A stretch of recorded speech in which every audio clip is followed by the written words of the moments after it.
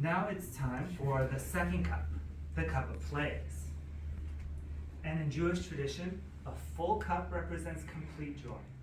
But in one sense, at Passover, our joy is not complete. And so we take and we drop 10 drops from our cup and drop them onto our plate as we recite the 10 plagues that were poured out on the Egyptians.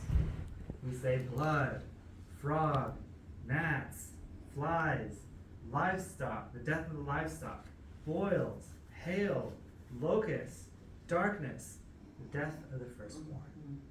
We mourn over their destruction, and we express sorrow for what happened to the Egyptians. Now there's an important application in this cup too. Pharaoh hardened his heart against God's will, causing pain and death for those that he loved. And today, in our postmodern society, we can also fall victim to the lie that we can define our own truth. That's what my friends were telling me in high school. Make up your own rules, it doesn't matter. But in reality, when we disobey God, the results can be disastrous for everyone around us. So here's a little bit of Jewish advice. If you feel like God is telling you to do something, go ahead and do it. Don't wait. Well, after the second cup, we come to the Passover meal. And I didn't cook a meal for you guys tonight, I'm sorry. But the food that's eaten at Passover varies all around the world. But even though people have different food, different meals, some families don't have rice at Passover because they say the rice puffs up, so it's like leaven.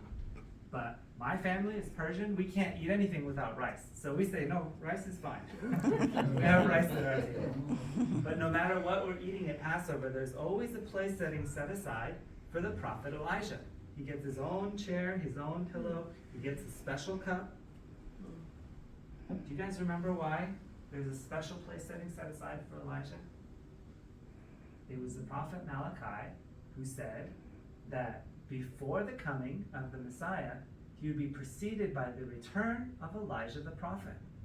And so at Passover, a young child runs to the door, swings it open wide, and hopes that Elijah will be there, come and sit at their table and declare the coming of the Messiah. And I remember growing up, I would go to the door, and my uncle would go around the other way and surprise me and be there.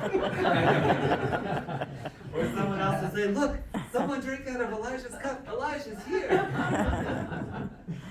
But at the most famous Passover meal of all time, the Messiah, Yeshua, Jesus, said, not at Passover, but let me see, let me find it in my notes so I say it right.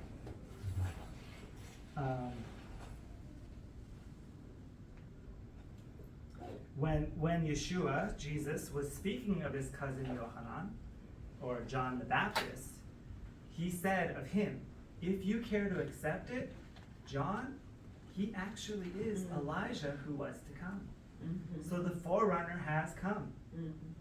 And upon seeing Jesus, what did John say? Behold the Lamb of God who takes away the sin of the world. The question of atonement has been answered, not through the lambs that were sacrificed in the temple, but through the Lamb of God, the Messiah, Jesus. And because of the Lamb of God, the Passover story becomes our story. And so let me see.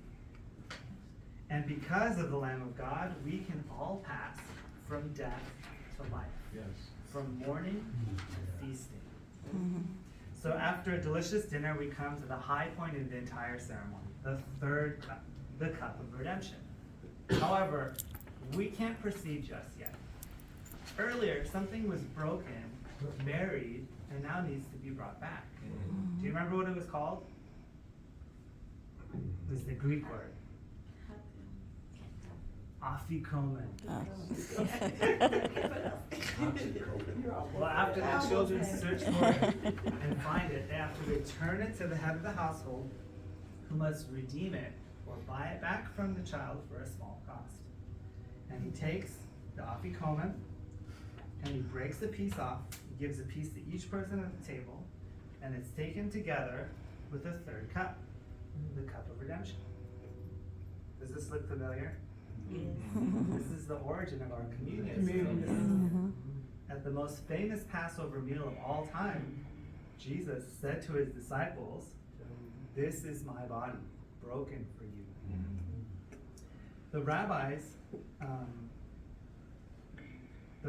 tell us that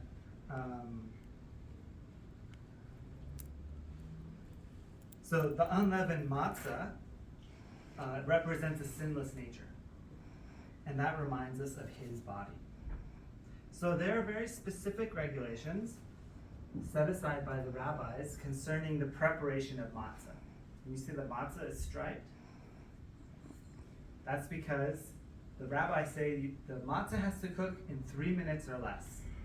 So they make it as flat as possible.